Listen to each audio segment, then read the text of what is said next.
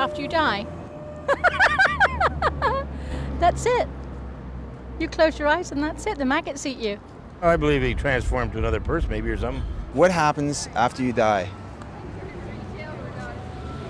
Oh boy, that's a good one. Oh my God! I go to heaven.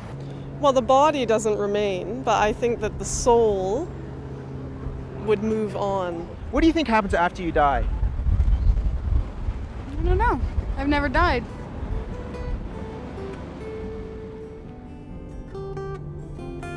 I decided to search for an expert, somebody who had died and lived to talk about it. I found that person in British Columbia.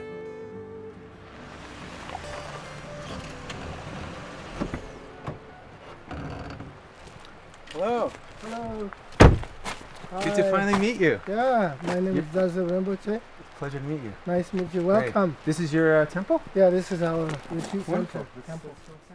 When Zasep Rinpoche was a boy in Tibet, he was discovered by a group of monks searching for the reincarnation of their teacher or Lama. Even more extraordinary, he had been recognized as a Tulku, or reincarnate Lama, for 12 previous lifetimes. When they recognized I was a Tulku, I was about 4, then around 5, I was formally recognized as a Tulku. Tibetan Buddhism has many Tulkus, the Dalai Lama being the most famous. It's believed that through 14 incarnations, the same consciousness has returned to assist suffering beings. A recent example is the Dalai Lama's tutor. These revered Buddhist teachers are able to control the subtlest energies of life, and as a consequence, the process of death and rebirth.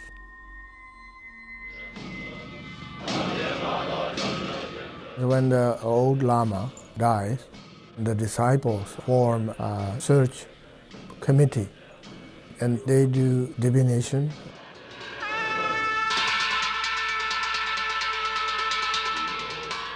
There are a number of divination methods used to locate the new incarnation.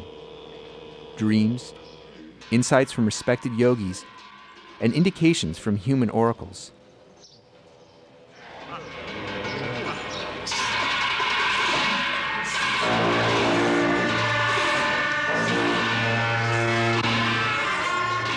In Tibet, we have many oracles.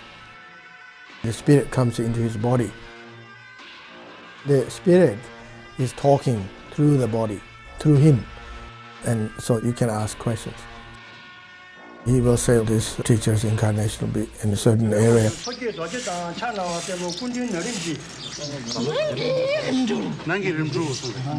might even say the name of the mother and father. So then you have more idea where it is. When Zasep Rinpoche was a child, a search party composed of monks were led to his family's home. They bought prayer beads, malas. They didn't say, one of them is yours. They just say, which one you like. I said, I like one of them, and I picked one. And then again, they bought 3 or 4 bells.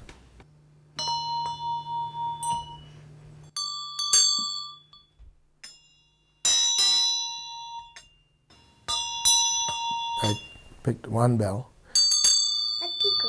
So later told me I picked the right ones. They were testing. So you have to pick the right bell or a prayer bead that belongs to the previous Lama. You look at the beads, somehow in your mind, intuitively say, I like this one. There's no other sort of explanation, just intuition. After they did the testing, and then they told me that you are a Tulku, you're a reincarnation of a Lama from our monastery, from Zuru Monastery. And you are going to become a monk. You are going to a monastery.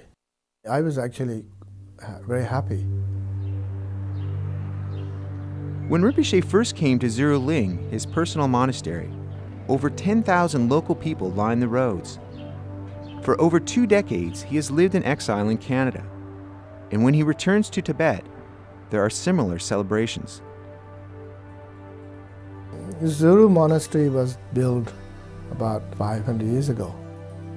It was actually the first incarnation, Lama Chabdak, and he was the founder. All my previous incarnations were the Lama of that monastery. When Rinpoche was 5 years old, he was enthroned at Zuru Monastery and received years of Buddhist training. He was raised to continue the work of his previous incarnations and become a spiritual leader. They have so much expectation because you are the incarnation, you are the future teacher.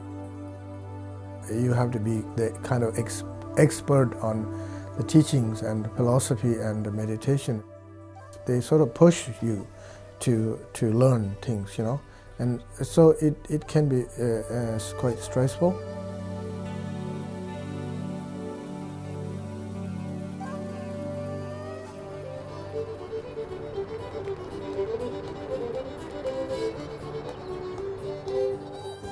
Most people in Rinpoche's town in British Columbia don't know that he's a reincarnate Lama.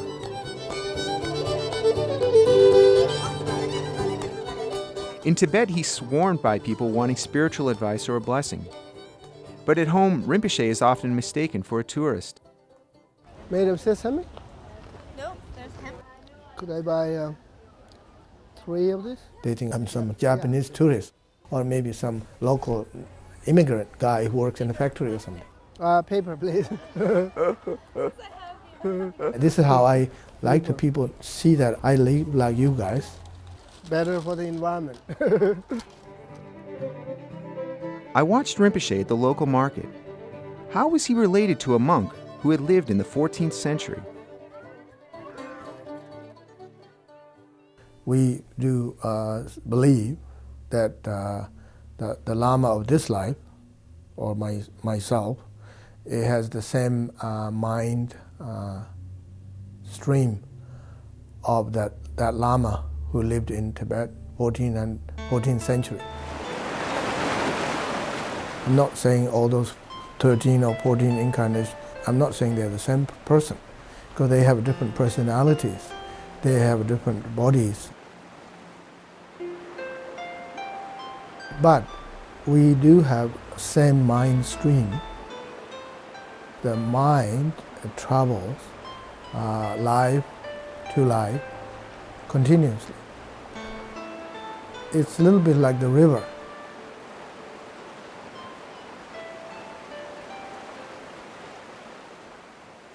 As it travels, the current and shape of the river, everything's different. But there is still that water. You go through life after life, many changes, but different personalities. But still we believe that the mind stream, the subtle mind of the Lama who lived in Tibet in 14 centuries, it's still there.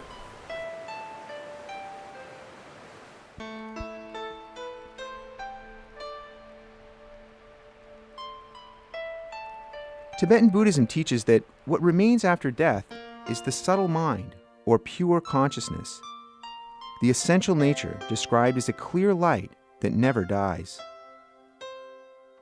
What dies is the body and the individual personality. One reason why Buddhists practice meditation is to prepare for the time of death, when they can merge with the clear light and attain Buddhahood. A Buddha has cut through the cycles of suffering and returns to help others to do the same. So Rinpoche, when did you first start teaching Buddhism in the West? I started teaching Buddhism in the West 1980.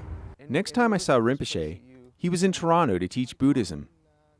I understand in Tibetan Buddhism, it's almost like a science that, how people die, what happens when we die. So I'm hoping you can give me some sense of what that process is like. Whether you are recognized as a incarnated Lama or not, everybody reborn. So everybody gone through this process of death many times.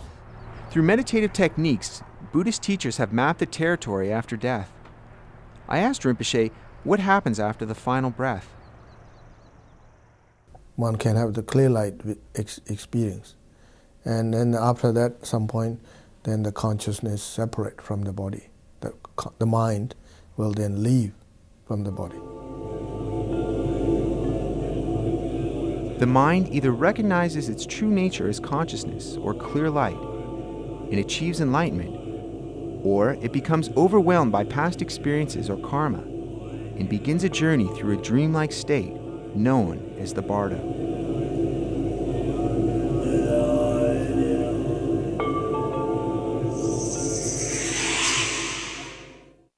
Bardo is Tibetan word. Bar means between. Though it's sort of wandering between the lives, life between the death and birth. So the consciousness, the mind is traveling, seeking a rebirth. You're no longer Mr. Joe, that sense of ego. You're not there anymore. But you might have that part of your mind says, I'm still Mr. Joe. It's a very confusing time. At this point of confusion, one's previous life experiences or karma controls the rebirth. There is little choice for one who has not trained their mind during life.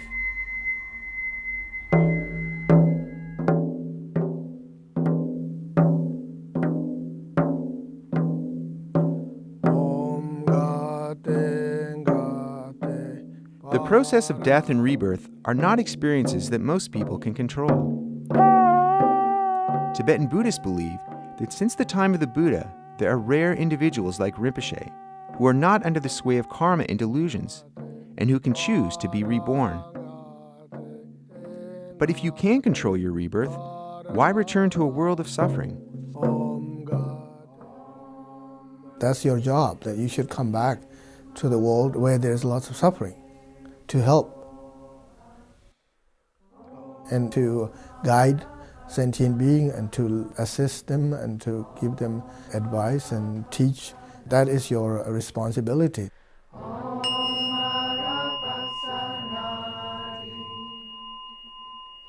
That is the vow you took.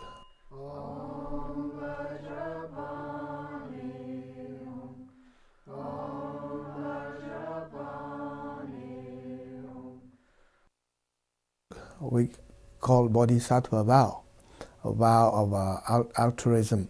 And you say, I vow to save all sentient beings. Though the sentient beings are numberless, I believe my previous incarnations took bodhisattva vow.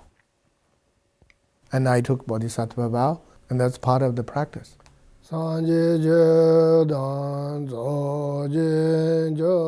Be honest, sometimes I feel like, oh, do I really want to come back? Life is suffering, there's so many problems. Do I really want to come back again and again? But then I say myself, no, I have to come back.